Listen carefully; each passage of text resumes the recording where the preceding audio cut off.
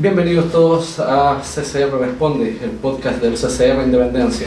Me acompaña hoy Mabel Pilquín. Hola Mabel. Hola, ¿cómo están? Y hoy en particular tenemos dos invitados muy especiales y agradecemos mucho su presencia. Agradecemos al doctor Pedro Chaná, neurólogo, profesor titular de neurología de la USACH, presidente además de la corporación CETRAM y miembro de la Sociedad de Trastorno del Movimiento. Bienvenido, doctor Chaná. Muchas gracias por la invitación. Y la kinesióloga Paola Reyes, kinesióloga también de la organización CETRAM. Buenos días, muchas gracias. Sí, estamos muy contentos porque tenemos a dos invitados de honor para hablar hoy día del tema que tenemos propuesto, que es sobre la enfermedad de Parkinson. Sí, nosotros en particular tenemos un grupo de usuarios de Parkinson que siempre nos asalta con dudas y eso a veces nos deja un poco corto, así que ¿qué mejor que el doctor Chaná, que es especialista, para que nos ayude a resolver todas estas dudas? Bueno, lo primero es preguntarle al doctor y a la kinesióloga cuál es la definición de Parkinson. ¿Qué conocen ustedes o cómo podrían definirlo? Bueno, mira, la enfermedad de Parkinson es un cuadro que se define por una corte de síntomas, o sea, lo que llamamos nosotros un síndrome. ¿Qué quiere decir que sea un síndrome? Quiere decir de que es un conjunto de síntomas que tienen varias causas. Es como con la fiebre. Si te sube la temperatura, puede que te suba la temperatura, puede tener varias causas. Parkinson, ¿cuáles son los síntomas que lo definen? Lo define la lentitud, la rigidez y el temblor, ¿ya? Si se juntan cualquiera de estos dos síntomas, de estos tres síntomas, ya sea rigidez y temblor o lentitud y temblor, se constituye el síndrome. Bueno, eso ya lo primero que da, que dentro de los síntomas pueden ser distintos, o sea, porque eventualmente alguien podría no tener temblor y tener un parkinsonismo, ¿ya? Entonces, en realidad, en términos generales, vamos a distinguir como dos tipos de parkinsonismo: el tembloroso, el que se evidencia más por temblor, y el rígido, digamos. Y por otro lado, esto, como ya dijimos, tiene muchas causas, ¿ya? Y la principal es lo que se conoce como enfermedad de Parkinson, el 80%. Sin embargo, hay otras cosas que pueden provocar esto, y esos son consumo de algunos fármacos, algunas otras enfermedades neurodegenerativas y eventualmente algún otro tipo de enfermedades, pero representan solo el 20%. Por eso, en general, cuando pensamos en parkinsonismo, estamos pensando en la enfermedad de Parkinson. O sea, doctor, podríamos hacer la diferencia que una persona que presente temblor en el 80% de las veces podría tener Parkinson, sin embargo, podría no ser Parkinson, sino que tener otra causa. Bueno, mira, el problema es que para que fuera Parkinson, realmente no es solo temblor, sino que tiene que tener temblor más lentitud, ¿ya? Porque si yo miro desde el punto de vista más general, de todas las personas que tienen temblor, el 90% no tiene Parkinson. Eso es re importante porque si no la gente se asusta. Claro, es importante hacer esa diferencia. Claro, lo más común es el temblor del adulto mayor, ¿ya? El temblor del adulto mayor es el más frecuente de todos los movimientos normales, pero lejos, ¿ah? De hecho es tan común que los mismos artistas, cuando quieren imitar a un adulto, lo imitan con temblor. Con temblor. Claro. Y la verdad es que la diferencia con la enfermedad de Parkinson es que el temblor del adulto mayor no se acompaña de lentitud ni rigidez. En cambio, la enfermedad de Parkinson puede ser el temblor más la lentitud, y ahí ya se constituye el diagnóstico.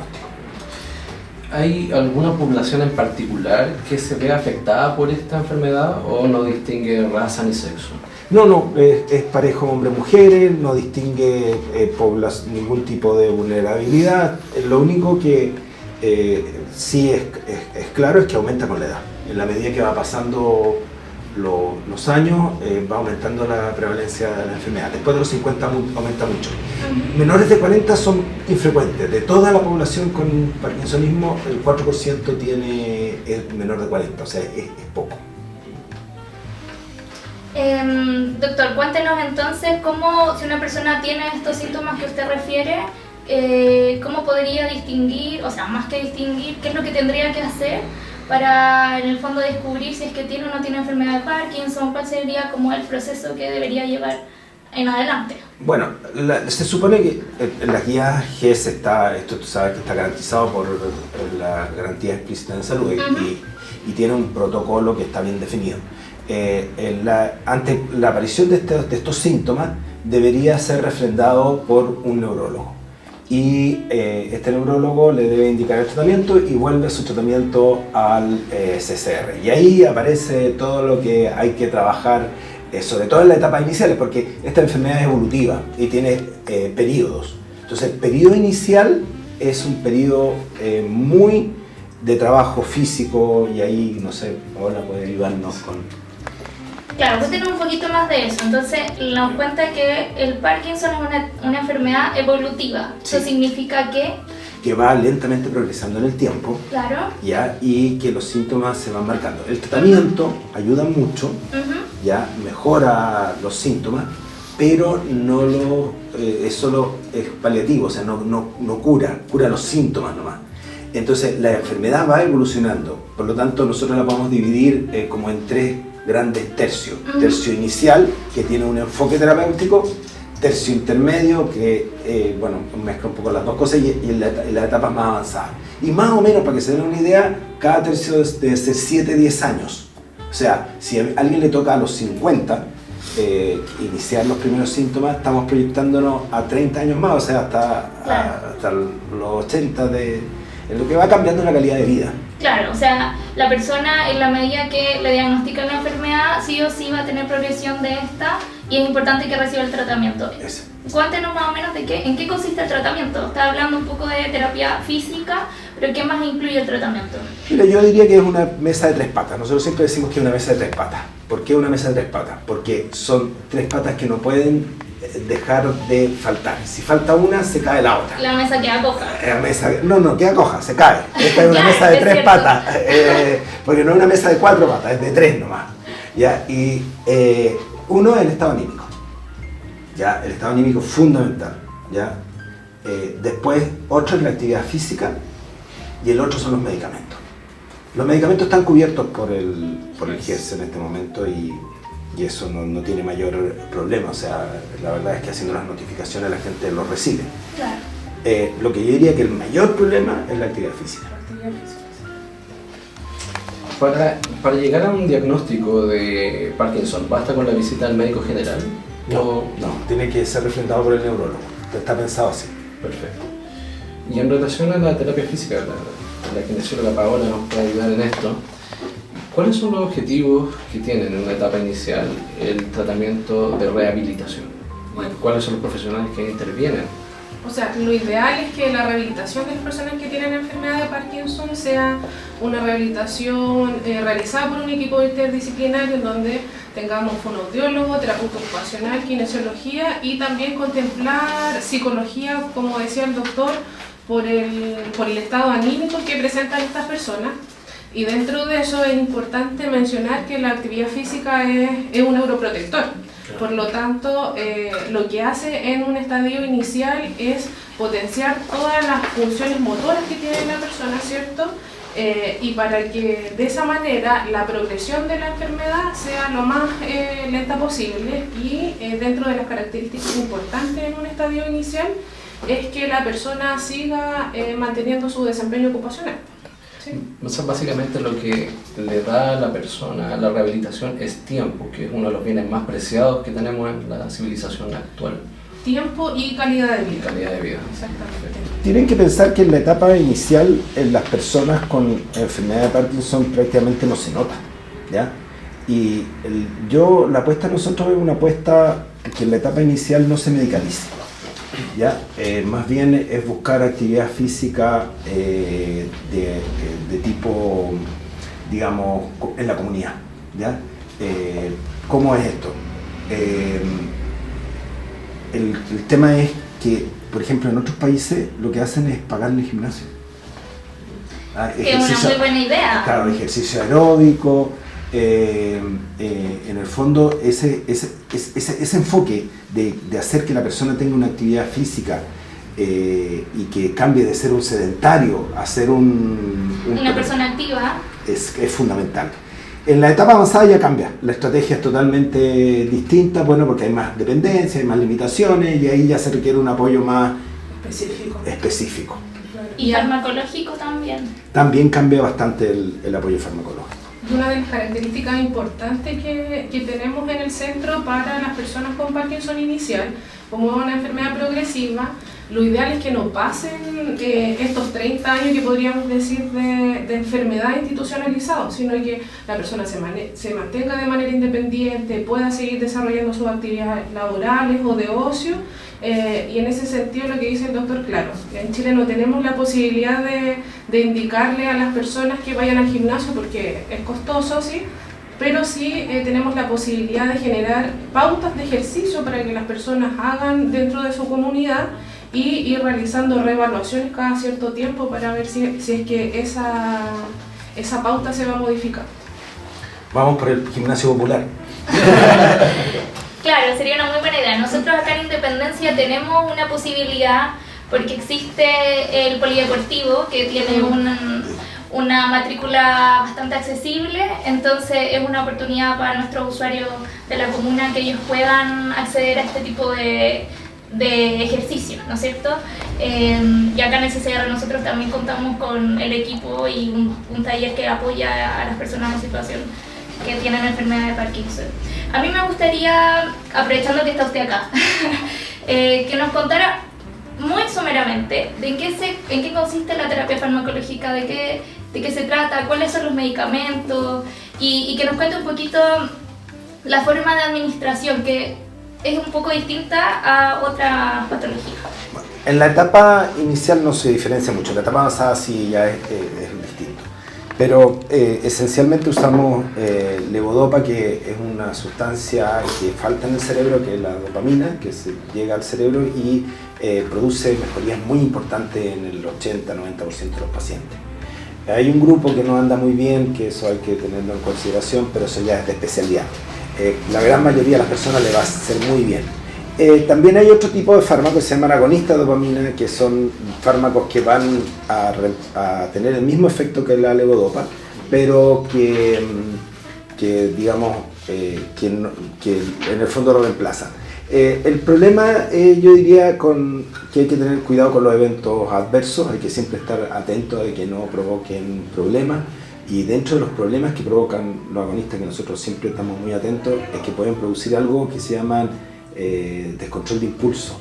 ¿Ya? El descontrol de impulso, todo esto en la etapa más bien inicial, es afición por el juego, hipersexualidad, celopatía, una serie de cosas que pueden transformar mucho la vida familiar y generar muchos inconvenientes. Eso es para la etapa inicial, pero en general la etapa inicial suele andar muy bien. Si el drama es en la etapa más avanzada, en que ya los medicamentos empiezan a tener una efectividad más corta, duran menos y requieren tomas muy estrictas, acortamiento de los horarios, y eso requieren, digamos, mucha preocupación porque si no pierden el efecto les dura un poco, les dura muy poquito. Dentro de la investigación que se hace en el campo del Parkinson, ¿se avisora en algún futuro cercano o lejano alguna solución a este problema?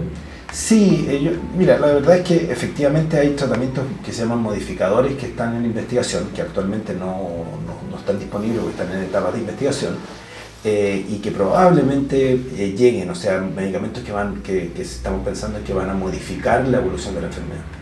Perfecto. Bueno, dentro del Parkinson los usuarios escuchan miles de historias y se han levantado muchos mitos acerca del Parkinson. Mitos como, por ejemplo, que el Parkinson mata a los usuarios. Mabel, acá presente, tiene una lista de preguntas que vamos a ir leyendo para poder ir limpiando un poco este tema y que nuestros usuarios queden más claros con la información acerca de su enfermedad. A ver.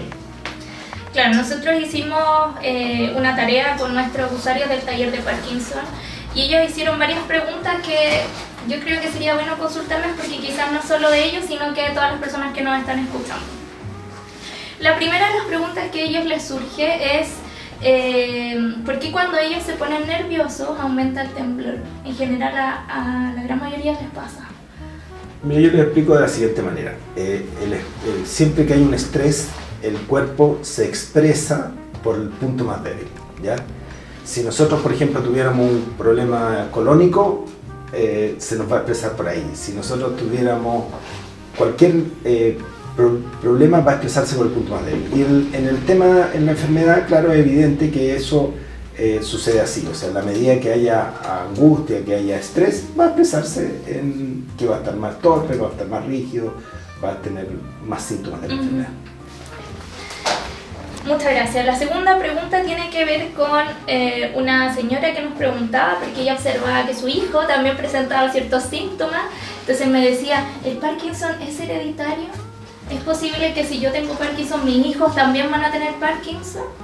Sí, hay un ambiente hereditario. O sea, sabemos que de cada 6 personas que cuando yo tengo un pariente en primer grado, me aumenta 6 veces el riesgo, ¿ya? ¿Eso qué quiere decir? Que el riesgo de la población promedio es 2 por 1000, por lo tanto, si yo tengo un pariente, me riesgo un 1%, ¿ya? O sea, y eso se nota, uno lo ve que la mamá tuvo, el abuelo tuvo, que hay como un ambiente. Eso es la mayoría de la población. Y después hay un pequeño grupo, que no es más del 5%, que son francamente hereditarios, ¿ya? Que es la minoría. Pero y ahí tú tienes familias completas que la gran mayoría en etapas iniciales parten con estos 3 síntomas que usted comentan, pero lo más evidente para todos es el temblor, ¿cierto? Sí. Y parte en general en una de las extremidades del cuerpo. Pregunta a la gente si en el fondo está temblor, que es lo que más a ellos les afecta inicialmente, porque ya después la rigidez y la bradicinesia, o sea, la lentitud también afecta mucho su calidad de vida. Podría pasar al resto del cuerpo. Si aumenta en el fondo, no solo desde la mano, sino que pasa sí, a ver, lo que pasa es que, mira, primero que hay una paradoja en esto. Las personas que tienen temblor tienen mejor pronóstico. Aquellas que se expresan con rigidez tienen un pronóstico más reservado. Claro. La cosa funciona distinta. Y cuando tú tienes temblor, normalmente parte en un lado, pero la enfermedad ya está en los dos lados. Lo que pasa es que es asimétrica, es más en un lado que en el otro. Pero te inician tratamiento, por lo tanto el tratamiento ya modifica la enfermedad y por lo tanto no es que vaya a tener temblor propiamente tal al otro lado, puede tenerlo o no, pero la evolución con tratamiento no es igual que sin tratamiento. Si no hubiera tenido tratamiento, sí, habría tenido en los dos lados y habría sido evidente. Claro, y es importante considerar la etapa de la enfermedad también. Exacto. En una etapa más avanzada me imagino que también presentan no todos los síntomas. Pacientes van a tener temblor, eso es un tema que hay que tenerlo claro. Y la verdad es que la idea de que la enfermedad motora en realidad ya está un poquito obsoleto, sí. Ya se sabe que tiene muchas otras cosas, tiene constipación, tiene problemas de olfato, exacto, anímicos. Exacto. Entonces, claro, es un complejo más amplio que solo el trastorno motor. Y hablando de eso mismo, otra de las preguntas que surgen y es importante considerar, ¿qué pasa con el aspecto cognitivo? O sea, con la memoria, la atención, ¿qué pasa ahí? El aspecto cognitivo se afecta, pero no se afecta como en el Alzheimer. Cuando tú tienes una enfermedad de Alzheimer, lo que sucede es que lo primero que falla es la memoria. Tú tienes que entender que estos son procesos que se llaman neurodegenerativos, o sea, que van progresivamente avanzando. Entonces parten de un punto y van avanzando a otros puntos. Entonces el Alzheimer parte de la memoria y va avanzando otras cosas. El Parkinson parte desde lo motor y después va comprometiendo otros aspectos.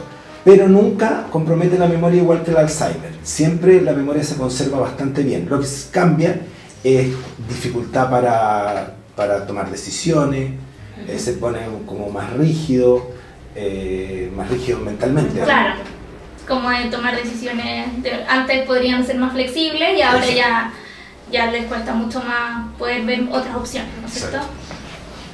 Adaptarse a lo que viene. Exacto.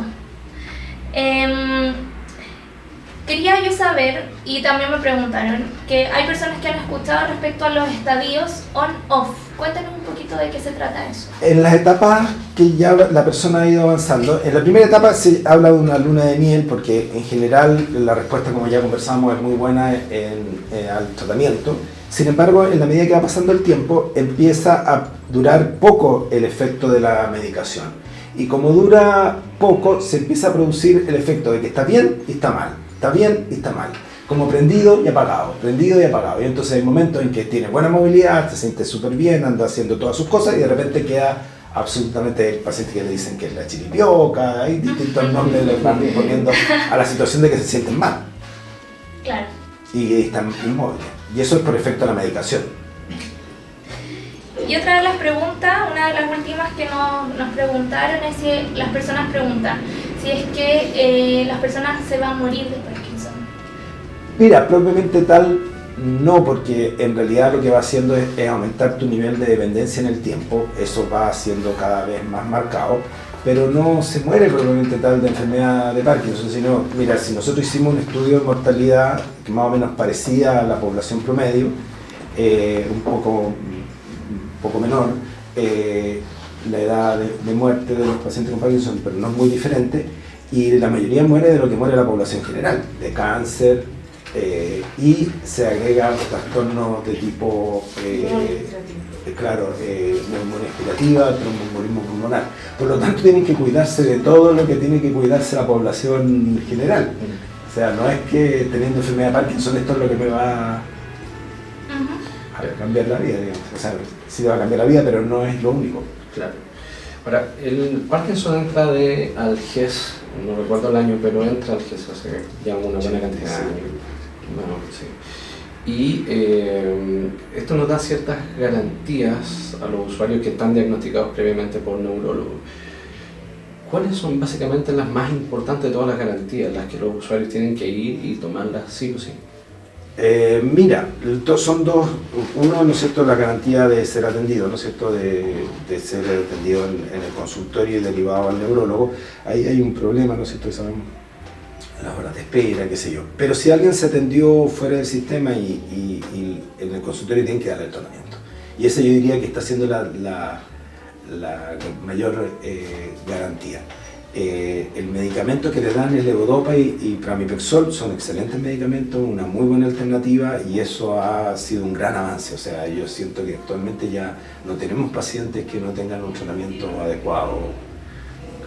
Donde también están los otros medicamentos que se llama quetiapina, que es útil, pero esos son los tres medicamentos más importantes para la enfermedad, están cubiertos. Excelente. Acerca de nuevas tecnologías en relación al tratamiento, esa era tu pregunta. Claro, una de las últimas preguntas que quedaba era, en las noticias uno siempre escucha, las personas también nos preguntan que escucharon que existía la cirugía que eliminaba, curaba el Parkinson. Cuéntenos un poco de eso, bueno, en qué va la investigación.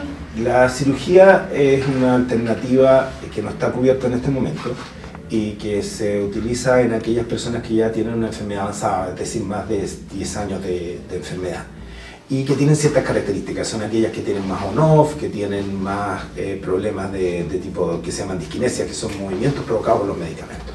Dicho esto, estamos en este momento en una lucha que precisamente nace de acá, entre Independencia y Recoleta,